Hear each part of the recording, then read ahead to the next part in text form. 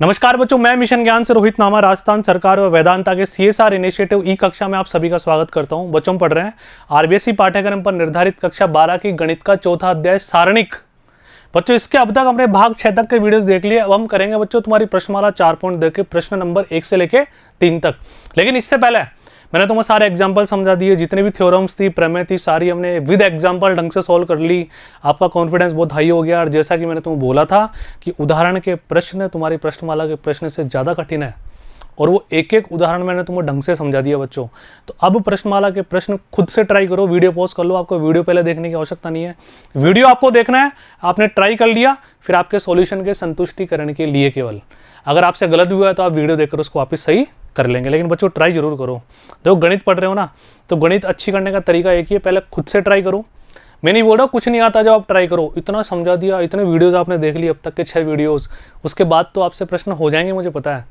अरे चलो पूरा प्रश्न नहीं हो रहा, थोड़ा बहुत तो होगा, ओरिएंटेशन तो डेवलप होगी, सोचना तो सीखोगे। ठीक है, चलो स्टार्ट हो जाओ। प्रश्न नंबर 1 बच्चों, 2 कोटि का सारणिक है, बराबर 0 है, तो बोल रहा है L/M निकालो, L अनुपात M। तो ये तो बहुत छोटा क्वेश्चन लग रहा होगा, जो हमने उदाहरण 1 से लेकर 21 तक के बड़े बड़े उदाहरण कर लिए थे ना। चलो सारणिक का मान हम भली बात निकाल सकते हैं, L × 3 माइनस M × 2 बराबर 0। ये आ गया बच्चों 3L - 2M बराबर 0। L/M, L के साथ 3 गुना हो रहा है तो 2/3, तो बच्चों आंसर आ गया 2:3। ठीक है, बस इतनी सी बात है। चले अगले प्रश्न पे।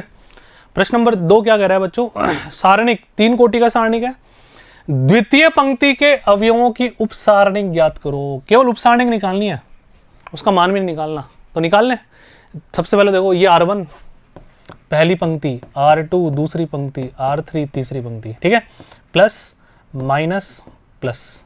ठीक है, minus plus minus plus minus plus minus plus. तो हमें केवल किससे मतलब है बच्चों? दूसरी पंक्ति से मतलब है। तो पहले देखो, दूसरी पंक्ति का अवयव है 3, इसके सापेक्ष निकाल लेता है ना। अब इसके सापेक्ष उपसारणिक निकालोगे तो 3 को तो लिखने की आवश्यकता नहीं ना। ठीक है, तो दूसरी पंक्ति का यदि हमें निकालना है तो हम क्या लिखेंगे बच्चों? यहाँ पे दूसरी पंक्ति के लिए बताओ क्या लिखें? इसको क्या बोलते हैं? ये M11, M12, M13, M21। और मैंने तुम्हें शुरू से समझा रखा है कि हमेशा उपसारणिक को मैं M से शो करूंगा, है ना। तो M21 का निकाल लें। तो ध्यान से देखो, M21 के लिए ये ऐसे कैसे हटेगा? तो क्या क्या बचा? 3, 4, 8 और 9। भाई छुपाना जानते हो ना, यूं करके ऐसे छुपा लो। कौन कौन बचा? 3, 4, 8, 9 ही तो बचा। अब निकालते हैं बच्चों M22, है ना। तो ये बीच वाला, तो कोने वाले ले लो, 2, 4, 1, 9, 2, 4, 1, 9। अब चलते हैं तीसरे वाले पे, M23। ठीक है, ये रहा M23। ये ऐसे करो, ऐसे हटाओ। कौन कौन बचा? 2, 3, 1, 8, 2, 3, 1, 8। ये हमने तीनों उपसारणिक निकाल लिए। और आगे प्रश्न ने कोई भी डिमांड नहीं की हमारे से कि इसका विस्तार करो, सारणिक का मान निकालो, कुछ भी नहीं बोला। तो बस ये फाइनल आंसर होना चाहिए, मैच कर लो। 3, 4, 8, 9, 2, 4, 1, 9, 2, 3, 1, 8, खत्म। बढ़े थोड़ा आगे, इस तरह से आप लैंग्वेज लिख लेना। 3 का उपसारणिक, 6 का उपसारणिक, 5 का उपसारणिक। आगे बढ़ता है बिना समय गवाए। इस सारणिक का मान हमें निकालना है। अब इसने बिल्कुल भी ये नहीं बोला कि आप प्रसार की सहायता से निकालो, आप सारोज डायग्राम से निकालो। ठीक है, कुछ नहीं बोला ना इसने, तुम्हारा मन करे वैसे निकालो ना।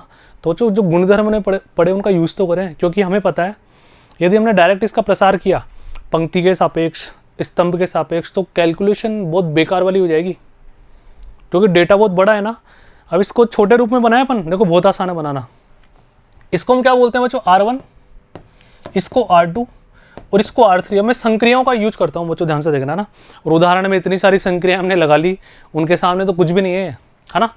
तो बच्चों देखो, R1 क्या, R1 को एज इट इज रहने दो। R2 को बच्चों अपन क्या लिख लें? ध्यान से देखना, R2 को मैं चेंज कर रहा हूं, R2 - R1। बताओ ऐसा लिख सकते हैं कि इसको? ऐसा लिखने का कारण क्या है बच्चों? देखो ऐसे प्रश्नों में मैंने तुम्हें उदाहरण करते समय भी समझाया था, फोरकास्टिंग लगानी पड़ेगी, दूरदर्शिता। पहले से एक स्टेप मन में सोचनी पड़ेगी। बच्चों ध्यान से देखो, दूसरी पंक्ति में से पहली पंक्ति घटाते हो तो 14 में से 13 घटाओ। भाई 14 में से 13 घटाओ 1, 17 में 16 घटाओ 1, 20 में से 19 घटाओ 1, है ना, एक एक कितना आसान हो जाएगा। तो एक बार लिखें अपन, तो ये संक्रिया लगाने के बाद यदि लिखते हैं तो पहली पंक्ति तो ऐसे कैसे 13, 16 और 19, है ना। दूसरी पंक्ति को हमने कैसे चेंज किया, इसका मतलब चेंज करना होता है। 14 में 13 घटाओ 1, 17 में 16 घटाओ 1, 20 में से 19 घटाओ 1, ये लो, ये एज इट इज 15, 18 और 21। अभी हमने अप्लाई कर दिया। अब यहां तक आने के बाद बच्चों देखो एक साथ दो तो कैसे अप्लाई करें, है ना। अब हम क्या करें, इसको R3 बोलेंगे अपन, ध्यान से देखो एक बार, ये R1, ये R2 और ये R3, बच्चों R2 है। अब R3 को तुम लिखो 15 में से 13, 18 में 16, 21 में से 19 घटाओ, दो बच जाएगा, फिर दो कॉमन ले लेंगे, एक एक बच जाएगा, दो समान पंक्ति, इसका मतलब शून्य आंसर आ जाएगा। बोलो हाँ या ना।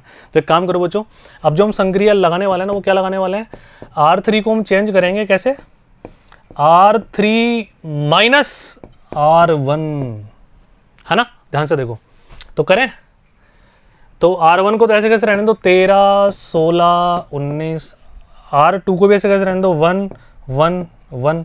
अब बच्चों R3 में से R1 घटा दो, 15 में से 13 घटाओ बच्चों कितना बचा 2, 18 में 16 घटाओ कितना बचा 2, 21 में से 19 घटाओ बच्चों कितना बचा 2। अब तुम अभी भी डायरेक्ट प्रसार लगा के सोल्व कर सकते हो, लेकिन नौबत क्यों आएगी, प्रसार की जरूरत ही नहीं है। हमें पता है किसी स्तंभ या पंक्ति में से डायरेक्ट कुछ कॉमन बाहर लिया जा सकता है, तो बच्चों यहाँ से दो कॉमन बाहर ले लेते हैं अपन, है ना। ये लीजिए बच्चों, मैंने दो कॉमन ले लिया, ध्यान से देखना, तीसरे स्तंभ में से, है ना, तीसरी पंक्ति में से, सॉरी।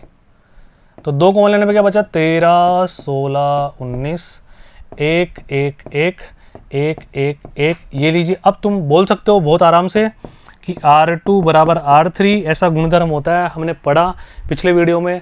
दो पंक्तियां समान है, अतः सारणिक का मान बच्चों क्या होगा, 0 होगा। ये लीजिए, बताओ बात समझ में आई नहीं आई, मतलब बहुत आसान है ना प्रश्न। तो बच्चों, जो बच्चे ट्राई नहीं कर रहे हैं ना, बिल्कुल बेवकूफ़ी कर रहे हैं, ट्राई करना चाहिए आपको, तब जाके मजा आएगा। ठीक है, चलो मिलते हैं अगले वीडियो में अगले प्रश्नों के साथ। इस वीडियो में 3 ही प्रश्न करेंगे, उससे पहले आप सभी उनको ट्राई करें। धन्यवाद।